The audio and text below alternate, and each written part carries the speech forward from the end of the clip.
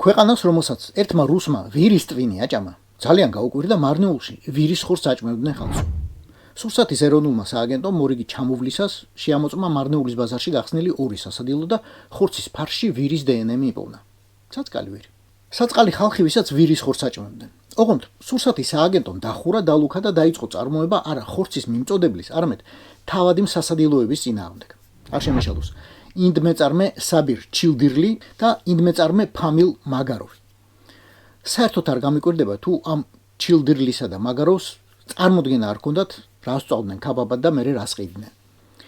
თქვენ ვირები შეიძლება ბროჟაზე არ მოგწონთ, თორემ რომ იცოდეთ, მაგის ხორცი უამრავ კულტურაში დელიკატესად ითვლება. ძროხის ხორცზე გაცილებით ჯანსაღია, რა კი ქოლესტერინის ძალიან დაბალი შემცველობა აქვს შუათაშორის. თან აქვს რკინის მაღალი კონცენტრაცია და სისხლს გიჯანსაღებთ. იტალიელები და მექსიკელები ცურცს არ გაჭმევენ, რომ იცოდეთ. იმათ სამზარეულოში კი ვირის ხორცი ძალიან ფასობს. მაგრამ მე შევამოწმე ყველაზე მეტად თურმე ფასობს ჩინეთში ეს ხორცი. ფასობს იმდენად, რომ აგერ ამ დღეებში ჰონკონგში დააკავეს გეტყვი და არ დაიჯერებთ. 200 მილიონი დოლარის ღირებულების ვირის ტყავის პარტია. 150 ტონა ვირის ტყავი. ახლა კახელები ნუ გაგიждები და ნუ გაქანდები თქვენი ვირების დასაკლავად. პირიქით, მოუვარეთ და გაუფრთხილდით, იმიტომ რომ მალე შეიძლება წითელ წიგნში შესატანი გახდესო. არ ხუმრობ. თურმე არის რისკი, რომ 2040 წლისთვის ვირების რაოდენობა განახევრდება პლანეტაზე. მეცნიერები ამბობენ. სასაპალნე და საყროყინოთ აღარ ზდომებიათ.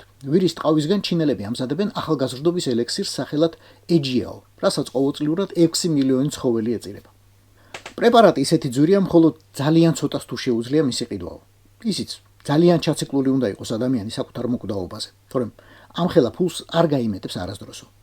დავიცი, ვინმე გეგულებათ ასეთი გარშემო ძალიან მდიდარი, ძალიან ჩაციკლური თავის ასაგზე, მაგალითად გიგანტურ ხეებს ფეხშველი რომ ეხუტებოდეს ცხოვრებისეული ენერგიის მისაღებად.